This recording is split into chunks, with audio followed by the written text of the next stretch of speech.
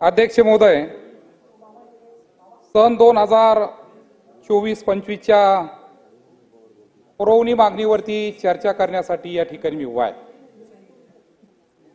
आज चर्चेसाठी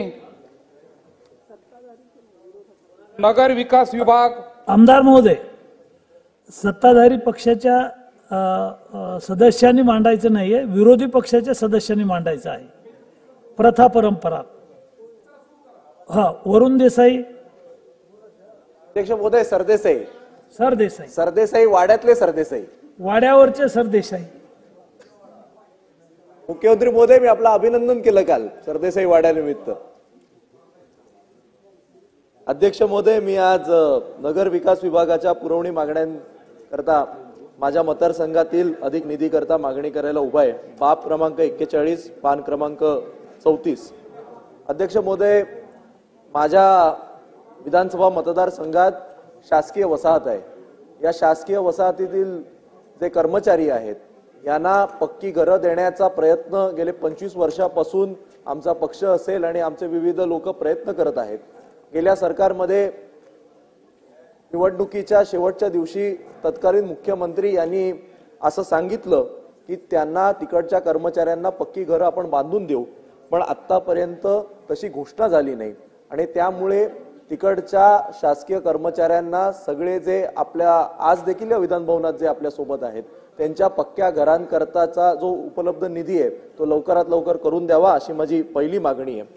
अध्यक्ष महोदय, वांद्रे पूर्व विधानसभा मतदारसंघामध्ये एकही नाट्यगृह नाही। एवढं सुंदर असे सगळे एकत्र राहत असताना सुद्धा एकही कम्युनिटी सेंटर नाही। त्यामुळे मध्यभागी एखादं चांगलं नाट्यगृह उभं राहावं, एखादं चांगलं कल्चरल सेंटर उभं राहावं अशी माझी अजून ही दुसरी मागणी आहे। अध्यक्ष महोदय, माझ्या मतदारसंघामध्ये शासकीय आणि निमशासकीय अनेक इमारती आहेत। म्हाडा असेल, SRA असेल, कलेक्टर ऑफिस असेल, BKC सारखं केंद्र असेल आणि याकरता केवळ मुंबई नाही तर महाराष्ट्रभरातून लोक तिकडे येतात। असं असताना तिकडे राहण्याची पाहिजे तशी सोय नाही। एकच शासकीय विश्रामगृह आहे, ते सुद्धा छोटंसं आहे। बाकी जी हॉटेल आहेत ती सगळी 5 स्टार आहेत, ती काय सगळ्यांना परवडत नाही। त्यामुळे आपल्या माध्यमातून आपल्याला तिकडे चांगलं शासकीय विश्रामगृह उभं करता येईल का ही सुद्धा आपण तिकडे प्रयत्न केला पाहिजे।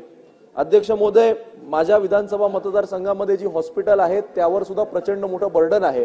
मुंबई महानगरपालिकेचं जे VN देसाई हॉस्पिटल आहे ते सध्या रेनोव्हेशन मध्ये असल्या कारणानं तिकडे पेशंटची पाहिजे तशी सोय केली जात नाही। त्यामुळे नगर विकास खात्याच्या माध्यमातून महानगरपालिकेला सांगून VN देसाई हॉस्पिटलचं रेनोव्हेशन हे लवकरात लवकर करून अधिक सुसज्ज करण्याची गरज आहे। अध्यक्ष महोदय, माझ्या मतदारसंघातील जे मेजर रोडचं काम चालू आहे त्याची गती ही अत्यंत कमी असून निधी अभावी असं कॉन्ट्रॅक्टर आम्हाला सांगतात की कामच होत नाही।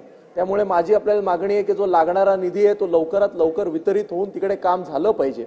अध्यक्ष महोदय, माझ्या मतदारसंघामध्ये मुंबईतला सगळ्यात पहिला स्कायवॉक बांधण्यात आला। तो स्कायवॉक नंतर त्याच्यामध्ये स्ट्रक्चरल प्रॉब्लेम आले म्हणून तो तोडण्यात आला। हायकोर्टाची ऑर्डर होती की जून पर्यंत तो पूर्ण झाला पाहिजे। असं असताना सुद्धा मी एकदा नाही, दोनदा नाही, तीनदा नाही, तब्बल 4 वेळा तिकडे जाऊन पाहणी केली आहे। आता पाहणी करून तो अजिबात जून पर्यंत पूर्ण होईल असं वाटत नाही। दररोज वांद्रे पूर्व स्टेशनला 5-5 लाख लोकांचा फुटफॉल आहे। एवढं असताना सुद्धा स्कायवॉक नसल्या कारणानं आज ना उद्या तिकडे ऍक्सिडेंट होईल। कॉन्ट्रॅक्टर म्हणतो आमची कधी बिल लेट होतात, हे होतात। त्यामुळे ही कारणं निधी अभावी लोकांच्या महत्वाची जी कामं आहेत ती जर रखडत असतील तर अध्यक्ष महोदय अतिशय गंभीर आहे। त्यामुळे माझी विनंती आहे की त्याच्याकरता सुद्धा तरतूद झाली पाहिजे। मायनर रोड्स जे छोटे रस्ते आहेत यांचं सुद्धा रिपेअर हे सुद्धा परत एकदा बनवले पाहिजेत अशी माझी विनंती आहे। आता राज्यपालांच्या अभिभाषणावर उत्तर देताना माननीय मुख्यमंत्र्यांनी सांगितलं की गावाला जाणारे रस्ते सुद्धा सिमेंटचे आपण बनवणार। मग मुख्य शहरातले मुंबईतले वांद्रे पूर्वतील रस्ते कधी बनणार आणि त्याकरताची आपण तरतूद कधी करणार। त्यामुळे या सगळ्या बाबींवर आणि शेवटचा मुद्दा ती म्हणजे टॉयलेटची सुद्धा प्रचंड वाईट परिस्थिती आहे। जे मोठी टॉयलेट आहेत, कम्युनिटी टॉयलेट आहेत, याची दुरावस्था आहे। निधी अभावी ती बनवली जात नाहीत। त्याकरता सुद्धा भरपूर निधी उपलब्ध करून द्यावा आणि जनमानसांचे हे जे काही सामान्य प्रश्न आहेत हे आपण सोडवाल आणि त्याकरता निधी उपलब्ध व्हावा अशी मी विनंती करतो। धन्यवाद मला संधी दिल्याबद्दल। बोलणाराचा क्रम